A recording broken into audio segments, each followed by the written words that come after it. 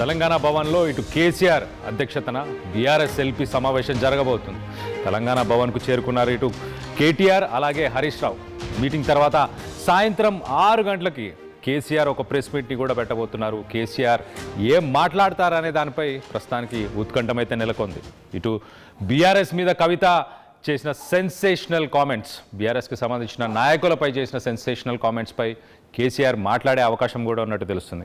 అలాగే ఇటు defection MLAs, jumping MLAs విషయంలో కూడా మరి స్పీకర్ తీసుకున్న డెసిషన్, వీటన్నిటి గురించి కూడా డిస్కస్ చేసే అవకాశం ఉన్నట్టు తెలుస్తుంది. అలాగే భవిష్యత్తులో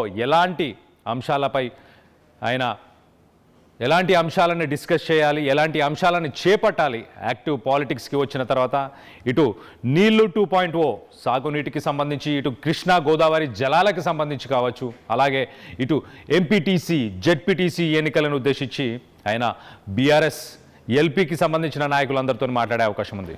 బీఆర్ఎస్ ఎల్పీ అలాగే ఎగ్జిక్యూటివ్ కమిటీ అని చెప్పుకోవచ్చు. మొత్తం మీద 400 మంది నాయకులు దీంట్లో పాల్గొనబోతున్నారు. అలాగే అసెంబ్లీ సమావేశాలు, వీటిపై కూడా ఇటు కేసీఆర్ దిశానిర్దేశాలు ఇవ్వబోతున్నారా? ఒక రకంగా 2 సంవత్సరాల తర్వాత, ఆల్మోస్ట్ 2 ఇయర్స్ తర్వాత ఇప్పుడు కేసీఆర్ యాక్టివ్ పాలిటిక్స్లోకి దిగబోతున్నారా? యాక్టివ్గా ఉండబోతున్నారా?